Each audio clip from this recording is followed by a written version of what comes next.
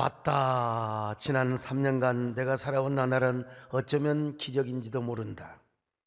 힘들어서, 아파서, 너무 짐이 무거워서 어떻게 살까 늘 노심초사했고, 고통의 나날이 끝나지 않을 것 같았는데 결국은 하루를 성실하게 열심히 살며 잘 이겨냈다. 그리고 이제 그런 내공의 힘으로 더욱 아름다운 기적을 만들어 갈 것이다. 내 옆을 지켜주는 사랑하는 사람들, 그리고 다시 만난 독자들과 같은 배를 타고 삶의 그 많은 기쁨을 누리기 위하여. 이 그런 고 장영희 교수의 살아온 기적, 또 살아갈 기적이라고 하는 책에 나온 일부의 내용입니다. 장영희 교수님을 아십니까? 그녀는 어린 시절 소아마비를 앓고 두 다리와 오른손을 움직일 수 없게 되어서 평생 목발에 의존하며 불행한 삶을 살아야 했습니다.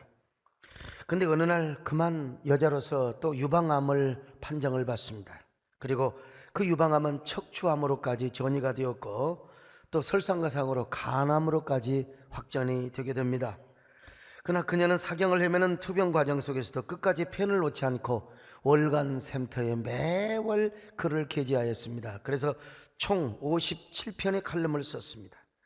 그리고 그녀가 마지막 인생의 불꽃을 불사르며 써내려간 이 57편의 글을 추려가지고 책을 냈는데, 이 책이 바로 살아온 기적, 살아갈 기적이라고 하는 책이죠.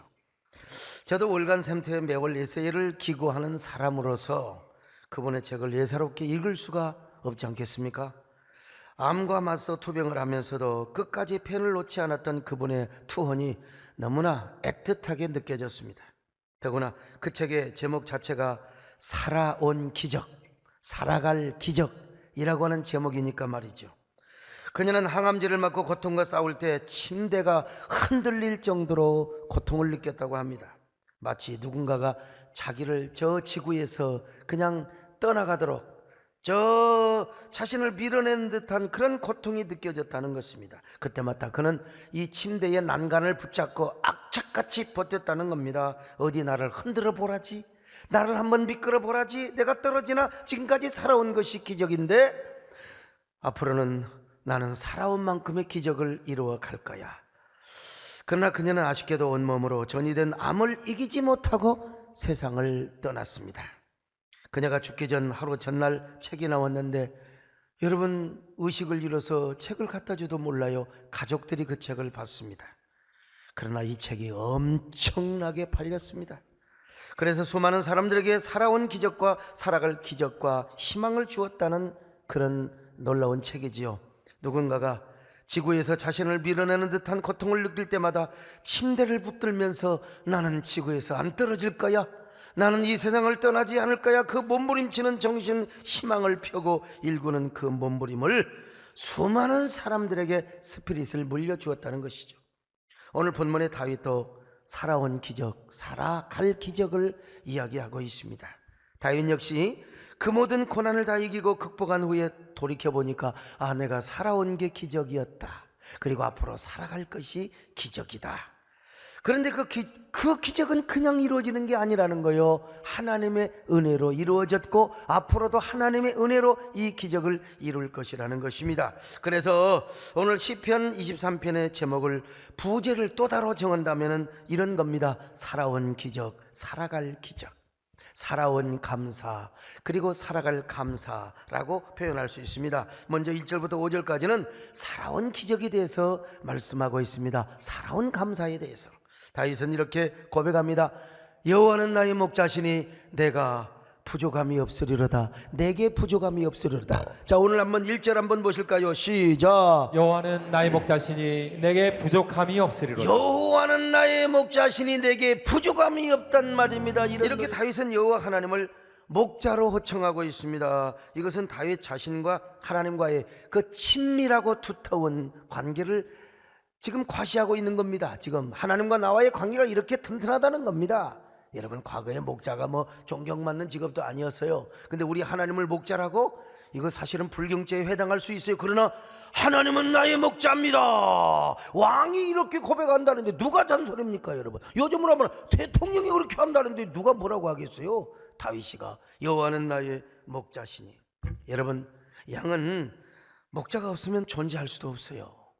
살아갈 수도 없습니다. 목자와 양은 한 운명 공동체, 목자가 있는 곳에 양이 있고 양이 있는 곳에 목자가 있는 거예요. 그런 것처럼 다윗 자신이 하나님과 뗄래야 뗄 수 없는, 하나님을 떠나서는 존재할 수 없는 사람이라는 걸 강조하기 위해서 여호와는 나의 목자가 되십니다. 오늘 여러분도 하나님을 목자로 삼으시기를 축원합니다. 하나님이 나의 목자가 되어주면 부족함이 없다는 것입니다. 여러분, 다윗이 베들레헴에서 목동 생활해 봐서 잘 알아요. 다윗도 하나님이 도와주시지 않으면 여러분 죽을 수밖에 없었어요. 사울에게 쫓겨다니고 광야에서 유랑 생활을 할 때 하나님이 도와주셨어요. 하나님이 그의 손을 붙잡아 주신 거예요. 하나님이 함께 해주셨습니다. 광야에서 유랑할 때 다윗은 한 마리의 길을 잃고 헤매는 양과 같았습니다. 그리고 자신을 잡으러 오는 사울은 맹수와 같았습니다. 하나님은 다윗을 신령한 목자가 되어주셔서 필요를 채워주셨습니다. 모든 부족함이 없도록 필요를 채워주셨어요. 그래서 다윗이 고백하는 거예요. 여호와는 나의 목자시니 내가 부족함이 없습니다. 지내놓고 보니까 하나님이 나의 목자였어요. 모든 부족함이 없도록 채워주셨습니다. 여러분, 사울의 군사들이 다윗을 와서 잡으려고 해도 사울의 군사들에게 눈을 가리워 주셨고 다윗을 숨겨주셨던 것입니다. 그래서 다윗은 하나님 한 분 때문에 부족함이 없었습니다. 행복한 삶을 살았습니다. 아무리 힘들고 어려워도 여러분, 사울이 부럽지 않았던 것입니다. 그는 하루 종일 쫓겨다니라 힘들고 피곤해도 저녁이 되면 하나님의 품 안에서 잠이 들었어요. 여러분, 하나님 없는 왕은 불행했습니다. 그러나 하나님이 함께했던 다윗은 얼마나 행복한지 몰라요. 여러분, 오늘날 권력, 명예, 물질을 많이 가지고 있어도 행복하지 않는 사람 많아요. 우리같이 특별한 부자 없어도요. 여러분, 저는 근데 사람들이 막 부자라고 그래요. 근데 사실 돈도 없거든요. 근데 어때요? 부자처럼 생긴 게 좋잖아요, 그잖아요. 그래도 하나님이 함께 하시니까 행복하더라는 거예요. 무슨 나는 돈이 많다고 행복한 적은 없어요. 좀 안심은 하지만 그러나 하나님이 나와 함께 하니까 얼마나 여러분 보세요, 얼마나 행복하게 생겼는지. 옆 사람 보고 인사 좀 하세요. 어찌 그렇게 행복하게 생겨 있었어요? 그냥 설교 듣는데 인상 팍팍 쓰고 뭐가 그렇게 불행하세요?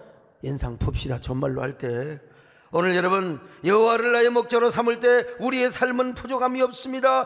그렇지 않던가요, 여러분? 여러분이 하나님을 나의 목자로 삼아 오셨습니까? 여러분의 목자로 삼아 오셨어요. 그럴 때 여러분 뭐가 부족하던가요? 뭐가 부족해? 비록 고난이 있다 하더라도 하나님 다 채워줬잖아요. 아파도 고쳐주셨잖아요. 여기 예배 드리고 있지 않습니까? 우리 하나님이 목자가 되셔서 여러분 지금까지 살아온 게 기적 아닙니까? 이 지금까지 살아온 것이 기적이라면 여러분 앞으로도 우리 하나님이 여러분에게 살아갈 기적을 베풀어 주실 줄로 믿습니다. 여러분, 여호와 하나님을 나의 목자로 삼으시기를 바랍니다. 아멘. 여호와는 나의 목자시니 내게 부족함이 없으리라. 이렇게 고백을 하고 나서 이제 2절부터 5절까지 그러면 왜 하나님 부족함이 없는가, 나를 어떻게 인도하셨는가에 대한 설명을 하고 있습니다. 목자 되시는 여호와 하나님께서 다윗을 언제나 푸른 초장과 그리고 쉴만한 물가로 인도해 주셨다는 것입니다. 이걸 2절에서 고백하고 있어요. 자, 2절 시작. 그가 나를 큰 풀밭에 누이시며 쉴만한 물가로 인도하시는도다. 얼마나 아름다운 모습이요. 그가 나를 푸른 초장에 누이시며 쉴만한 물가로 인도하시는도다. 우리 머릿속에 쫙 뭐가 생각이 나? 대관령의 목장. 대관령의 목장에 그 양떼들을 착 이끌어가는 목자의 모습이 여러분 떠오르잖아요. 호주나 뉴질랜드의 골프장 같은 초원에 말이죠. 그 목자들이 양을 이끌어가는 그 그림이 우리 속에 쫙 박힌다 이 말이요. 그러나 천만의 말씀, 유대 광야는 그렇게 녹록지 않습니다. 그런 평온한 상태에서 양을 풀을 뜯기지 않는단 말입니다. 우리는 유대 광야의 지리적 배경에서 도대체 푸른 초장이 어떤 것이고 쉴만한 물가가 어떤 것인가를 우리가 알 필요가 있습니다. 유대 광야에 사는 양들에게 아주 그냥요 2월, 3월, 4월은 양들의 천국입니다. 왜냐하면 이스라엘은 이른 비가 이제 11월 달부터 내리기 시작합니다. 그래서 이제 1월부터는 풀이 돋아나기 시작하고 2월이 되면 막 목초지가 얼마나 푸르르기 시작한지 모릅니다. 자, 광야도 풀과 꽃으로 덮여지게 되지요. 그렇게 온통 황무지로 보였던 저 광야 벌판이 아주 녹색 들판으로 변하게 됩니다. 성지순례도요, 3월 중순이나 3월 말에 가야 성지순례 맛이 나는 겁니다. 사실은 뭐 11월, 12월에 가면 비만 오고 별로요. 그냥 온통 그냥 돌과, 그냥 그때 갔다 오면은 사람들이 이스라엘에 갔더니 맨날 돌밖에, 그냥 모래밖에 없더라고. 사막밖에 없더라고. 그래서 성지순례도 때를 잘 맞춰서 절묘한 타이밍에 가야 됩니다. 그래서 광야의 아름다움을 만끽할 수 있습니다. 샤론 평야에 피어있는 저 아름다운 수선화, 백합화, 장미, 이름 없는 들꽃들, 이걸 보면요 사람들은 탄성을 저지릅니다. 자, 이런 아름다운 초원이 그야말로 저 푸른 초원이에요. 우리 남진 장로님, 초원은 푸르고 마음도 푸르니 진짜 온통, 여러분. 그런데 이제 4월 한 말까지 이제 지속이 됩니다. 집 근처 어느 들판에서나 양들을 그냥 둬도 돼요. 아무 데나 가서나. 물 있지, 초원이 있지요. 맹수, 집 근처가 있겠습니까? 그러니 양들도 살을 찝니다. 양들이 막 맨날 좋아가지고 매 하는 거요. 행복하다는 겁니다, 여러분. 우리 손녀가 뭐라고 한 줄 아세요? 미애 이모를 좋아해요. 미애하면 매 합니다, 여러분. 그리고 저를 향하여 뭐라고 한 줄 아세요? 우와 하는 거예요. 저는 어릴 때부터 감탄사를 가르쳤거든요. 우리 남진 양님도 완전히 손주바보라고 소문나셨대요. 어디 뭐 인터넷 보니까 손주바보라고. 여러분, 인생 살면서 이게 손주를 보지 못한 사람은 참 인생이 뭔지를 몰라요. 손주를 봐요. 지금까지 당했던 모든 고난과 아픔 그냥 다 씻어지는 겁니다. 옆 사람 보고 빨리 손주 봅시다. 자, 모든 것이 만족합니다. 더구나 곁에서 목자가 불을 뜯는 모습을 지켜보고 있으니 여러분 행복하지요. 행복하지요. 이제 4월이 지나고 5월이 접어들면 완전 건기요. 건기. 이때는 비 한 방울 내리지 않습니다. 그리고 광야의 모든 풀들이 다 말라버려. 완전히 비 한 방울 안 내리니까요. 때문에 목자는 짐을 꾸려서 멀리 푸른 목초지를 찾아서 나섭니다. 대략 5월달, 6월달이 되면 이제 집을 떠납니다. 그리고 광야를 유랑하는 생활을 하는 거예요. 그 기간 동안 목자는 힘듭니다. 고달픕니다. 날씨는 뜨겁죠. 물도 말라버리고 물웅덩이도 없단 말이죠. 목마르고 배가 고파. 그러니 목자는 양들을 배부르게 풀 뜯기 위해서 얼마나 목초지를 찾느라 힘들어하는지 몰라. 하루 종일 초장을 찾아 움직이다가 아무 데서나 또 야영을 해야 됩니다. 야영 시에 목자는 하늘을 이불 삼고 그리고 돌을 베개 삼아서 밤이슬을 맞으며 양을 지킵니다. 혹시라도 맹수떼가 와서 양을 물어갈까 싶어서. 내일은 내가 어디 가서 양들에게 풀을 뜯긴단 말인가? 어디 가서 술만한 밀가루로 양들을 이끌어 간단 말인가? 잠들어 있는 양들을 바라보며 밤이슬 속에 애를 태우는 것은 목자의 낭만이 결코 아닙니다. 이건 목자의 고난이고 짐입니다. 이 말. 푸른 목초지를 찾지 못하면 양들은 겨우 이슬이나 그냥 핥아먹고 그러니 영양실조 걸려서 그냥 죽는 겁니다. 이런 설교를 해도 눈이 흐리하는 사람요, 이게 닭병 든 사람 아닙니까? 이게 양도 마찬가지예요. 양도 이게 영양실조가 걸리면 매 하고 죽는 거예요. 그러니까 목자는 쉴만한 물가을을 항상 찾아다니고 목초지를 찾아다니는 거예요. 자, 목초지는 어디 있는가? 여러분, 건기 때 목초지는 어떻게 생겼는가? 건기 때 유대광야에서 푸른 초장은 대낮에도 그늘진 곳, 북쪽 비탈진 계곡에, 저런 곳에 바로 목초지가 있습니다. 왜냐하면 바로 그것이 대낮에도 그늘이 져요. 해는 동쪽에서 뜨고 그리고 이제 남쪽으로 쭉 진행을 하다가 서쪽으로 거기에 그늘이 지거든요. 그러니까 서쪽은 그늘이 질 수밖에 없어요. 이것은 대낮에 한 2시간만 빼놓고는 항상 응달 지역이요. 그래서 아직도 풀들이 남아 있습니다. 저 보세요. 저런 곳에 풀들이 남아 있어요. 그런데 여러분, 저 초원은 급경사입니다. 호주나 아니면 뉴질랜드의 평원한 그런 지역이 아니요 급경사란 말이죠. 그럼에도 불구하고 목자는 양들을 저것으로 인도한단 말이죠. 그것도 샌들을 신고 등산화가 아니요 샌들을 쓰리빠 같은 걸 신고 올라가는 거예요. 그런데 그 북쪽 계곡의 푸른 초장 밑에는 뭐가 있느냐? 물이 고여 있습니다. 물이요 응달적에 아직도 물이 고여 있어요. 이곳이 어디냐? 쉴만한 물가요. 이스라엘 백성들에게 쉴만한 물가요. 저것이 바로 뉴질랜드나 저기 어딥니까? 이 그 호주의 골프장. 우리 뭐 저기 저 어디 한성시시 골프장에 보면은 쫙 연못이 있거든. 그런 것이 아니요. 자 비탈길에 올라가서 그리고 나서 그 밑에 계곡에 뭐가 있어요? 물이 있다 이 말이죠. 그런데 그 쉴만한 물가에는 누가 숨어 있느냐 이 말이요. 분명히 이 맹수들이 숨어 있어요. 저 맹수들이 팔자국 있는 걸 보세요. 저기에 곰이나 일이나 사자가 숨어 있단 말이죠. 그러니까 이게 만약에 양이 저곳에 혼자, 사슴이 저곳에 혼자 가면 백발백중 잡혀 먹어요. 그런데 여러분 양들이 걱정이 없는 것은 누가 있느냐? 나에게는 목자가 있다 이겁니다. 할렐루야. 목자가 있어요. 목자는 절대로 여러분 한눈 팔지 않고 양 한 마리라도 잃지 않도록 하기 위하여 주위를 두리번 거려요. 그러니까 목자들이 저기서 물을 마시고 잠도 잘 수 있어요. 왜냐? 목자는 지금 잠을 자지 않고 목자는 피리를 붑니다. 피리를 불면 양들은 안심하는 겁니다. 우리도 마찬가지입니다. 그 피리 소리를 듣고 양들이 그냥 목자가 우리를 지키고 있으니까 그냥 장난쳐도 좋고 다 좋아요. 불도 듣고.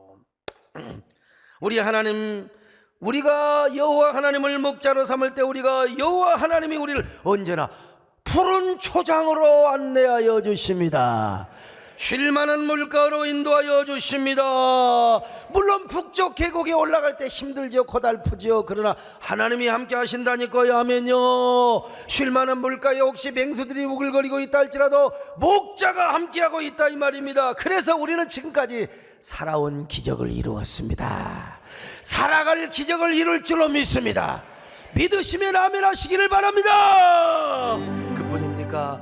자신의 영혼을 소생시키며 의의 길로 인도하신다는 것입니다. 그러니까 부족함이 없다는 거요. 자 3절을 보실까요? 시작. 내 영혼을 소생시키시고 자기 이름을 위하여 의의 길로 인도하시는도다. 여러분 이게 저런 비탈길을 다니다 보면 양들이 실족하여 굴레에 떨어질 수가 있어요. 그러면 얼른 목자가 가서 양을 딱 보듬고 그 목에다가 걸터 그런 보셨죠? 그런 그림이요.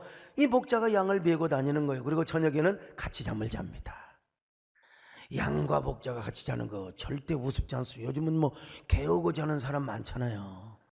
여러분 그런 양은 이제 목자가 메고 다니는 거죠. 그러면서 꼭 껴안고 잠을 자. 그러니까 양은 사랑을 느끼는 겁니다. 그런 것처럼 다윗도 10년이 넘도록 사울왕에게 쫓겨다니면서 광야 생활을 얼마나 많이 했습니까? 얼마나 많은 상처를 받았어요. 그러나 하나님께서 그 모든 상처와 아픔을 치유해 주시고 회복시켜 주셨다는 겁니다. 내 영혼을 소생시켜 주시는 우리 주님 오늘도 마찬가지요. 여러분 살면서 얼마나 상처가 많았습니까? 아픔도 많았어요. 심지어는 교회 다니면서도 막 상처받잖아요. 그러나 하나님이 치유하여 주셨습니다. 회복시켜 주셨습니다. 앞으로도 회복시켜 주시기를 바랍니다. 그러니까 여러분 뭐요? 살아온 기적이요. 지금 여러분 마음뿐입니까? 몸도 병들었잖아요. 그런데 하나님 고쳐주셨잖아요. 여기 와서 예배 드리고 있잖아요. 살아서 지금 하나님 앞에 감사하고 있잖아요. 그러니까 살아온 기적이라는 거예요. 그리고 앞으로 살아갈 기적이라는 겁니다. 동의하시면 아멘 합니다. 그런가 하면은 어떠한 위험 속에서도 하나님이 자신과 함께 하셨다는 겁니다. 위험이 있었는데 하나님이 함께 하셨다는 거예요. 자 시편 23편 4절입니다. 시작. 내가 사망의 음침한 골짜기로 다닐지라도 해를 두려워하지 않을 것은 주께서 나와 함께 하심이라. 주의 지팡이와 막대기가 나를 안위하시나이다. 여러분 저 푸른 초장을 올라가기 위해서는 그냥 올라가는 게 아니에요. 어떨 때는 골짜기를 통과해야 돼요. 골짜기. 이게 이제 와디 켈트라고 하는 것입니다. 저기 위에서 찍어서 그러지 저기 밑에 보세요. 쭉 저런 길로 가다 보면 태낮에도 캄캄해요. 금금에 음흉해. 거기에 누가 있느냐? 맹수가 지금 딱 숨어 있는 것입니다. 그런데 양들이 혼자 갈 때는 200% 300% 반드시 맹수의 밥이 되지만 목자가 가니까 양들은 두려워할 이유가 없습니다. 그래서 목자는 항상 뭘 가지고 다니느냐? 막대기와 지팡이가 있다는 거 아니겠습니까? 지팡이는 주렁같이 생겼어요. 이렇게 주렁같이, 옛날에 주렁 그 있잖아요. 그래 이제 그 양들이 자꾸 삐딱에 가요. 자꾸 이 탈선은 꼭 튀는 사람이 있잖아요. 교회도요, 튀는 사람이 있잖아요. 꼭 가서 이단에 삥뻑 가서 뻔내뻔내 하고 말이요, 가서 어디 가서 이단에 이제 끌려. 그러니까 이제 그런 양들은 적당하게 이제 주렁으로 끌어당기다가 그래도 안 되면 목자가 양의 다리를 부러뜨려 버려요. 그리고 메고 다닙니다. 왜? 양이 사자의 밥이 안 되게 하려고. 목자의 사랑이죠. 목자의 사랑. 여기 혹시 다리 분질러질 사람 한 명도 없기를 바랍니다. 절대로. 우리 이성근 장로님 10초만 그냥 부러뜨리자. 하나님은 1초도 안 걸려. 1초도 안 걸려. 그런데 이제 막대기가 있습니다. 이 막대기 쇠베트라고 하는데 이 막대기가 아니에요. 사실은 이제 몽디라고 해야 됩니다. 몽디, 야구 방망이 같이 생겼는데요. 이게 실제로 제가 보여줄게요. 이겁니다. 이거 어떤 맹수라도 달려들면요, 만박을 깨면요. 오늘 이동섭 장로님 태폐기도를 아주 얌전하게 잘 하시더만 이게 맞박을 이동섭 장로님 태권도 구단입니다. 그런데 이게 그냥 벽돌을 깨는 것보다 요놈으로요, 멧돼지. 내 이걸 가지고 우리 권지암이 기도원 많이 갔어요. 멧돼지 한번 나와봐라, 내가 만박을 부신다. 근데 이놈들이 알고 미리 다 숨어버렸어요.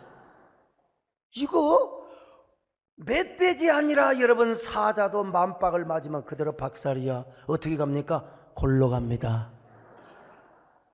이거 이따가 맞고 싶은 사람 개인적으로 오세요. 안 보여. 이 목자가 이걸 가지고 다니는데 여러분, 어떤 간 큰 곰이 와서 양을 잡아먹으려고 했습니까? 게다가 목자는 물맷돌 가지고 다닙니다. 다윗도 목동 노릇을 하면서 물매를 다녔거든요. 물매를 가지고 다녔거든요. 자, 물매 좀 보이. 저게요, 돌입니다. 저 물매 속에다 넣어가지고 저걸 돌리는 게 물맷돌이라고 하는 거예요.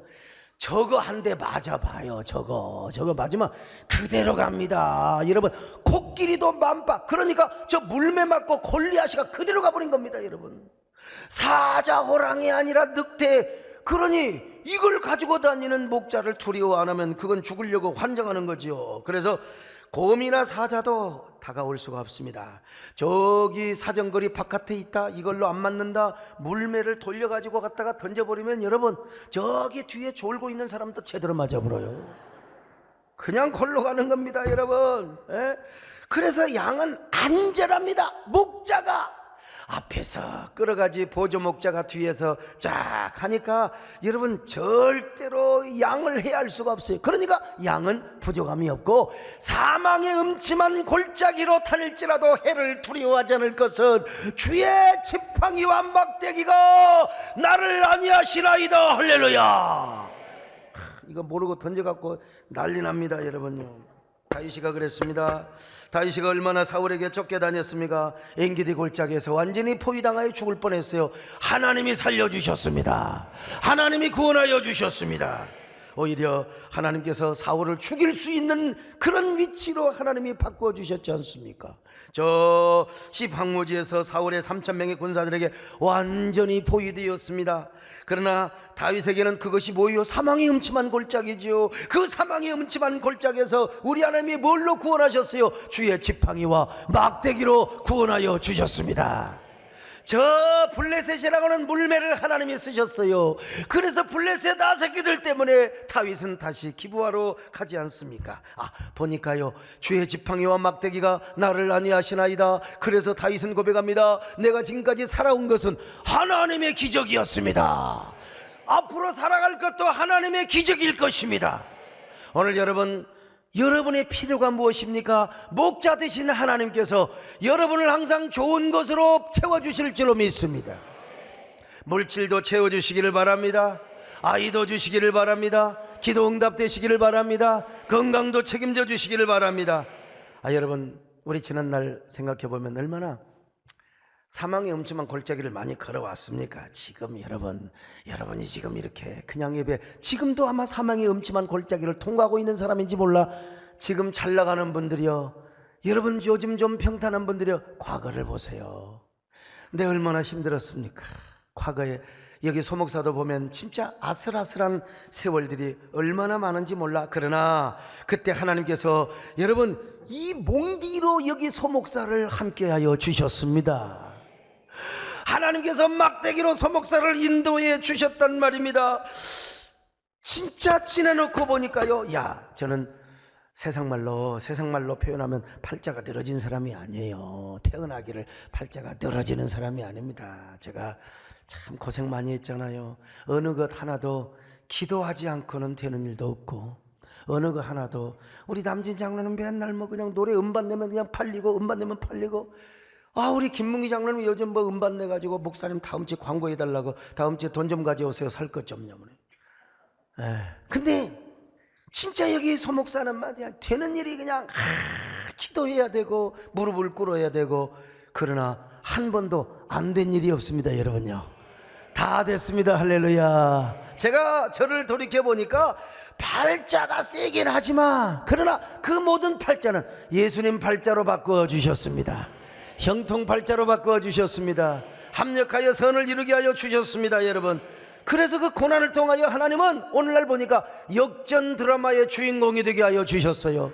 반전 드라마의 주인공이 되게 하여 주셨단 말입니다. 그리고 위기를 당할 때 어떤 사람 보면 비닐하우스에서 자란 사람은 위기가 오면 어떻게 할 줄을 몰라. 나는 위기를 돌파할 수 있는 이런 대장부의 리더십을 하나님이 허락해 주셨어요. 얼마나 감사한지 알 수가 없어요.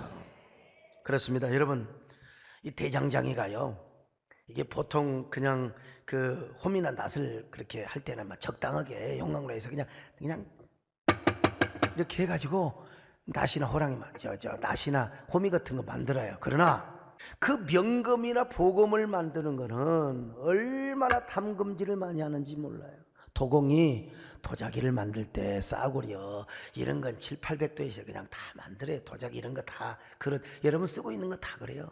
근데 이조 청자를 백자를 만들려면요, 그런 항아리를 만들려면 1300도씨까지 그냥 불을 떼가지고, 그래서 이 흙이 불을 만나서 도공의 혼이 그 속에 담긴다고 하잖아요. 여러분, 오늘 하나님께서 정말 귀하게 쓸 사람은 하나님이 적당하게 여러분을 만들지 않습니다. 고난의 담금질을 하시는 겁니다. 그래서 여러분요, 우리를 어떨 때는 사망의 음침한 골짜기로 여러분 통과하게 할 때가 있습니다. 그런데 그런 때일수록 하나님이 우리와 함께하여 주시는 거예요. 하나님이 우리를 기적으로 역사해 주시는 것입니다. 여러분, 그러니까 그것이 살아온 기적이 아닐 수가 없죠. 네, 그리고 살아갈 기적이 아닐 수가 없는 거예요. 그뿐입니까? 다윗은 자신의 잔이 넘친데, 잔이 넘쳐. 여러분도 이 시간에 여러분의 영혼이 잔이 넘치시기를 축원합니다. 다윗의 고백을 한번 보실까요? 자, 시편 23편 5절 시작. 주께서 내 원수의 목전에서 내게 상을 차려주시고 기름을 내 머리에 부으셨으니 내 잔이 넘치나이다. 내 잔이 넘치나이다. 여러분, 원수의 목전에서 상을 차려준다네. 이 무슨 말이냐? 이게요, 양들이 이제 언덕 계곡에서 풀을 딱 뜯어먹었어요. 근데 배가 부르잖아요. 봤더니 저 밑에 표범 새끼가 있어요. 곰 이리 새끼들이 말이요, 질투가 나가지고 내가 저 새끼들을 왜 못 잡아먹었어. 차라리 그냥 물매를 맞을 각오를 하고 내가 잡아먹을 텐데. 그러고 이제 째려보는 겁니다. 여러분, 밑에서 맹수들이. 그러니까 양들이요, 세상에, 이건 의인화적인 표현입니다.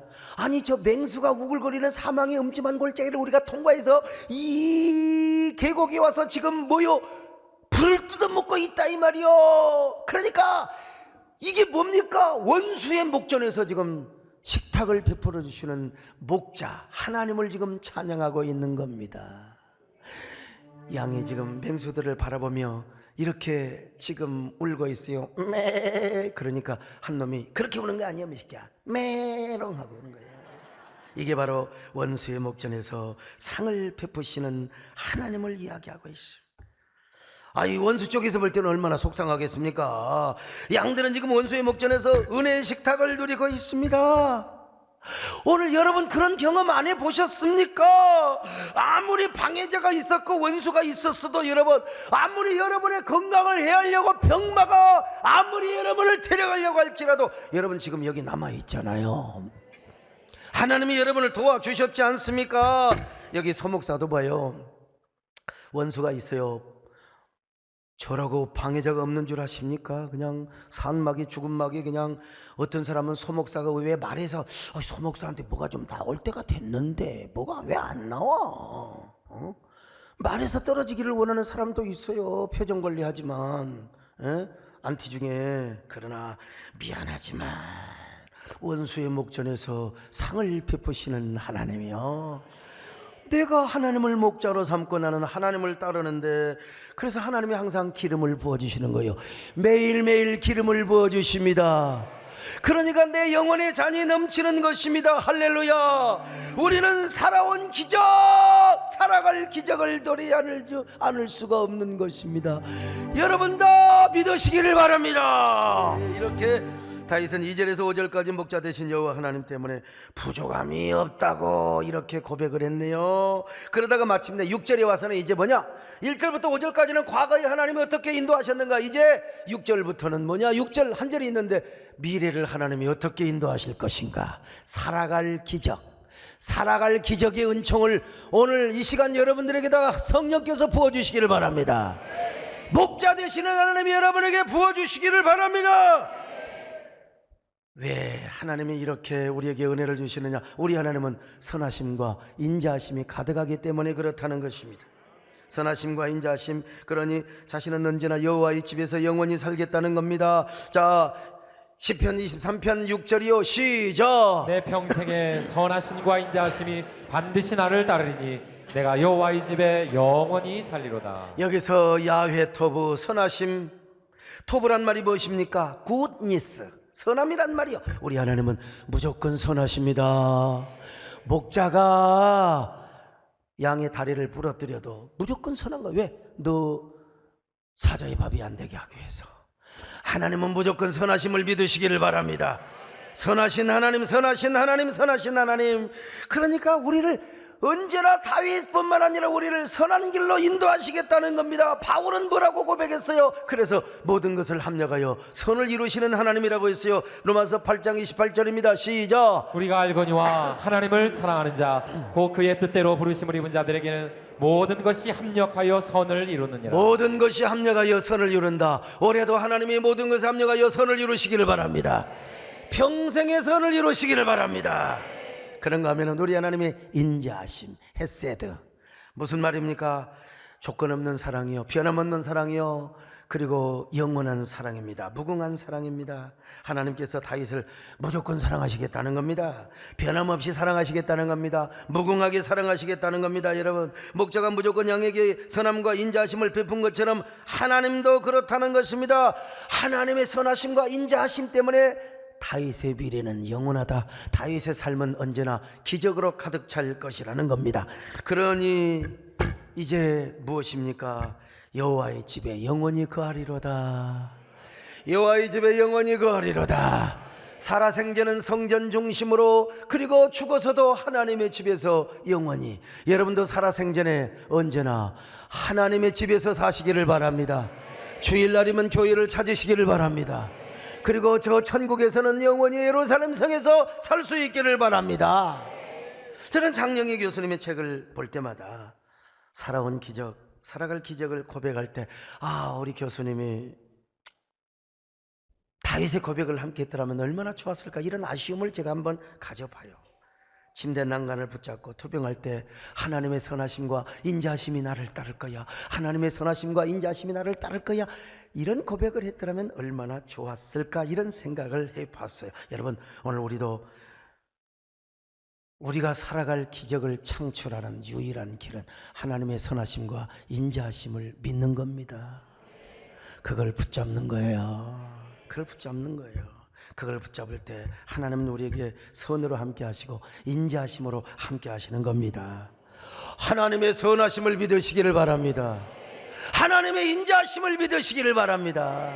참 선하심과 인자하심이, 그래서 좋은 길로 인도하셨잖아요. 오늘 이 시간 여러분, 이 땅에서 죽는 그날까지 하나님의 선하심과 인자하심을 믿으시기 바랍니다. 그럴 때 하나님은 항상 좋은 길로 인도하시고 선한 길로 인도하실 겁니다. 선한 길로 인자하신 우리 하나님, 좋으신 하나님, 반년 동안 은혜를 상고하면서 감사를 하는 맥주감사주일이에요. 반년 동안 하나님께서 여러분에게 살아온 기적을 주셨다면 여러분 앞으로도 하나님께서 살아갈 기적을 베풀어 주시지 않겠습니까? 예? 자, 그러면서 우리가 그렇게 하는 유일한 비결은 뭐냐? 하나님의 선하심과 인자하심을 붙들면서 하나님께 감사하는 거예요. 감사하는 거예요. 오늘 우리 그럴 때 하나님 앞에 귀한 기적을 더 이룰 줄로 믿습니다. 여러분 은혜의 스토리를 만들어갈 줄로 믿습니다. 그래서 여호와의 집에서 영원히 사는 저와 여러분 되시기를 주의 이름으로 축원합니다.